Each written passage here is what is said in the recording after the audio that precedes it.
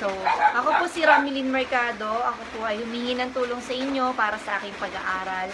Sana po mabigyan niyo ako ng scholarship. Ang aking pong ina ay may kapansanan. Siya po ay may diferensya sa pagsasalita. Siya po ay isang ngongo. Salita ka ma. Anak mo, matulungan ninyo ang aking.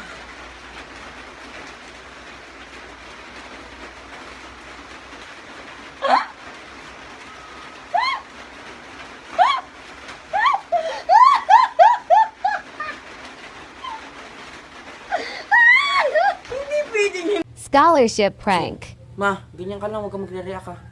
Okay. Hi, good morning. Ako nga pala si Christian L. Lanova na nagpapasalamat po sa Cortina University na binigyan niyo po ako ng scholarship na worth it na 25,000. Maraming salamat po. At andito nga po pala sa aking tabi na si Mama Edna Lariosa Lanova na andito gumagabay po sa akin. At kung alam niyo lang po, siya po ang aking inspirasyon sa araw-araw. Napakahirap po ng buhay namin pero kaya niya po akong buhayin. Lahat po ng tamang nagawa, tamang mga gabay, ginawa niya po sa akin. Napakalungkot lang pong isipin na ang backstory ni Mama ay napakalungkot po talaga.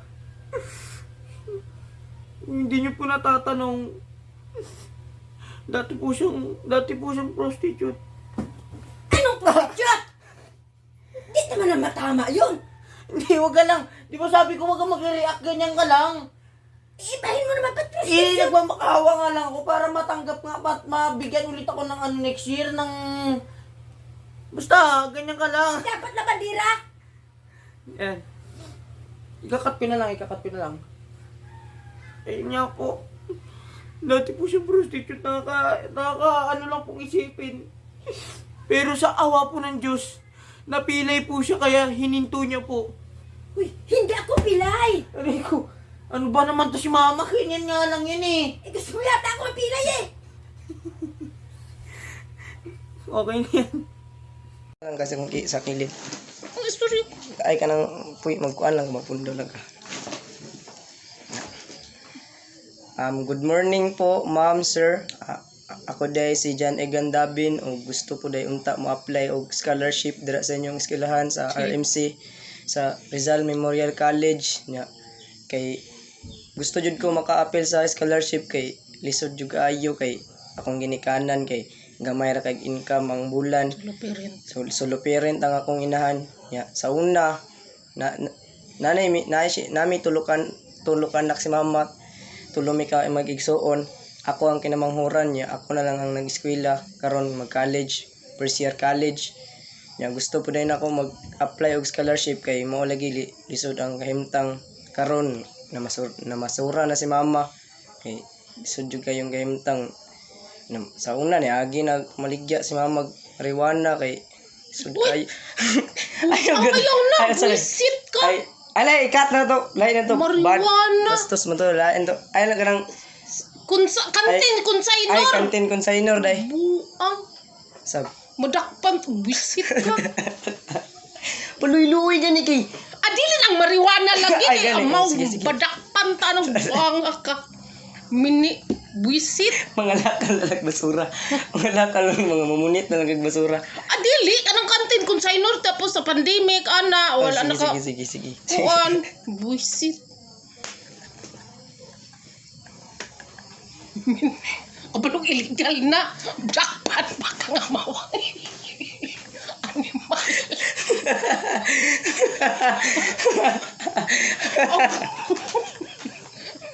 Krim ba ya imong kuan amaw mini. Pagdali. Toy cut. Si mama kay nagtrabaho na siya, nagkuhan siya sa una sa canteen consignor. Consignor. Oh nya. Pandemic. Pagkahuman, pag pandemic, nya wala naman yung income kay wala na eskwela.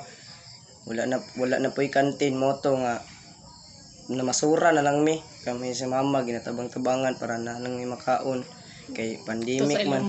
Ilumina. Sa Ilumina sa adri sa komunal nya masura mi isud kay gamtang say musudan na lang mig baki.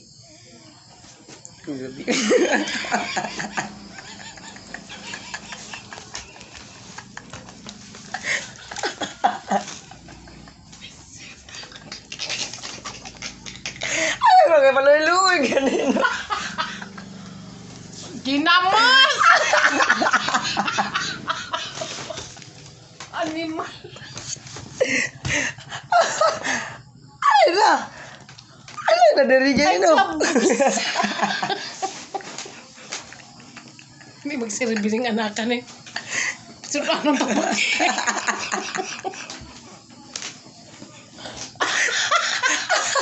O sa na. Pagka.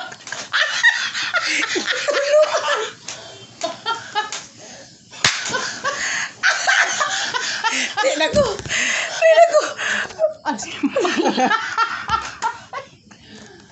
Di bariwana bakis. Unsa naman? Sumusugod ako lang. Good evening, ma'am, sir. Ako di ay si Ervin Jan Valenzuela, taga Talaingo, Davao del Norte, 27 years old. Ako nag-hinuktok sa inyong kasing-kasing nga maka-apply ko sa inyong scholarship kay medyo lisod mi sa when it comes sa financial. Karon kauban ako akong lola kanang akong lola gyud ang akong inspirasyon sa maong gusto ko maghuman pag eskwela kay ang akong lola manggod sa una malisuron among kinabuhi ba tapos si lola ra nagbuhi sa mua niya na pa koy mga igagaw pud nga gipambuhi pud ni lola niya kay numdum ko sa una nga si lola mamunit og basura niabot pa gyud sa punto nga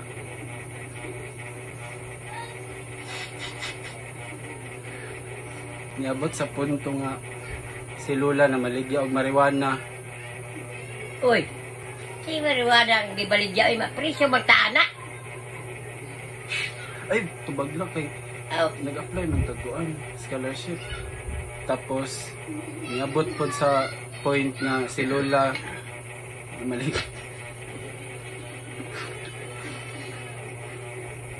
maligya siya glawas nagburing. uy, ilabehan. Sa may mo. Binuang man ang kuana na dako na kang salada sa Ginoo nang. Uy, wala uy. Ayaw pag-ingon anak kay pagkatapos lang mapag-eskwela binuringan. Wala ayaw pag-ingon anak. Kanya moto tapos si lola pod kay ayaw nagtinugla Oh, kanang kuntahe la bakuan daw ka na stroke tapos di ka kasturya ha para maluig gid sila para sa ako gid makadulong ang scholarship tapos si lola kay na stroke lang siya bag-o lang tapos di siya kasturya karon pero gusto siya magpasalamat sa inyo. Magpasalamat lang so, salamat sa kanang di ka musturya ba ano pasalamat lang nga Sama.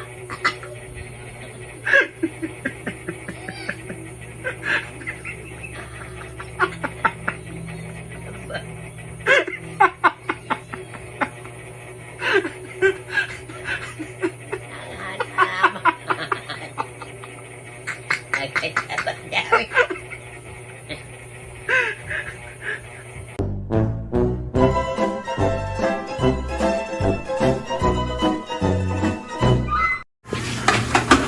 Ako po si Ricky Hermosilla po, nag-a-apply po ako maging isang scholarship para po sa pag-aaral ko, wala din po kaming pera para po sa iwas gastusin po sa loob ng bahay.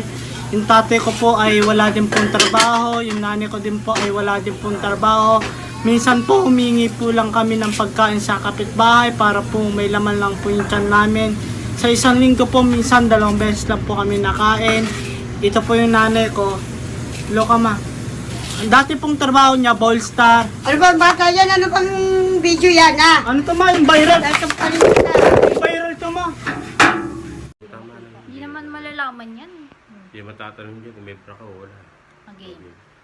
Sakit ang likod ko ni. Usog mo nga, nakatutok sa akin. Oo na, mga ano eh. Nakatutok kay Ritik pa sa Kaya nga, huwag kang basta malungkot ka lang.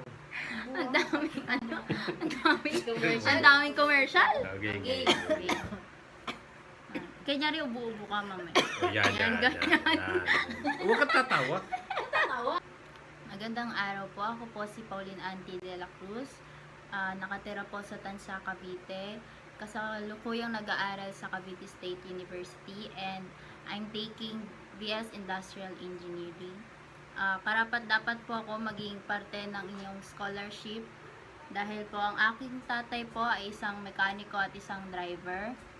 At ang nanay ko po ay isang OFW sa Angola po. At dati po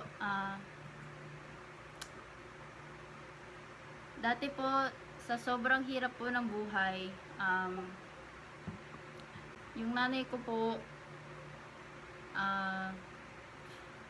minsan po pag may kumakatok na lang po na lalaki, tinatanggap niya na lang po para po may makain po kami. At tatay ko po ay dating drug dealer.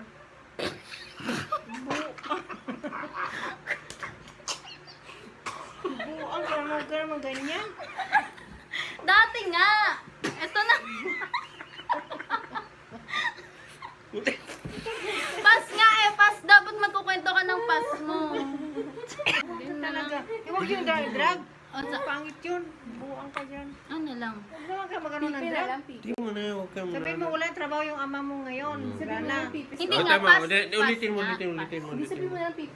Hoy, hindi naman ganyan. Magsisinungaling pa kayo. Kailangan nga nakakaawa. Hindi. Kailangan nga yun eh. Okay, ulit na. Kakat ko na lang yun. Dati po, sa sobrang hirap po ng buhay, ang tatay ko po ay isang drug dealer. At ang katuwang niya po ay ang aking nanay. Paing ko na din. Huwag ka naman ganyan. Kat mo yan, kat mo. Masama yung ganyan. Sa mamali. Kat mo, ano lang, mariwala lang. Hindi? Okay. Sisi. Pas nga, kailangan natin mag-back Kailangan nga, story. ganun talaga yan. Pas, Ganun nga wait talaga lang yan. kasi, Hindi hindi pa ako tapos. Ano. Okay. Ulitin ko dati po sa sobrang hirap po ng buhay, para lang po makakain kami, ang tatay ko po ay naging drug dealer at ang katuwang niya po sa buhay ay ang nanay ko naging pusher na rin po. At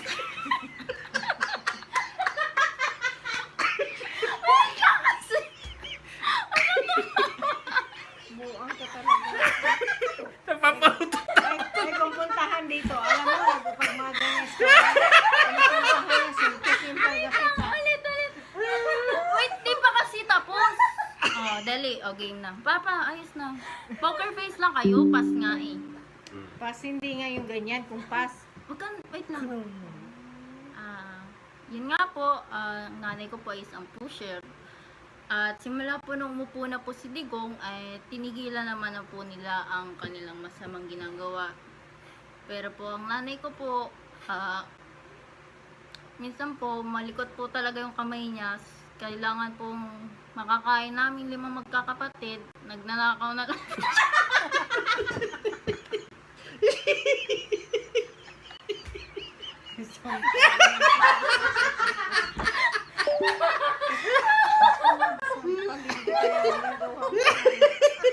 Kalat. Ano nga magandang pipi na lang. Yan. Pipi na lang. Pipi. Pipi na lang. Ganyan. Backstory nga eh. Ito, tama na. Tama na nga. Go ka na. It's a prank!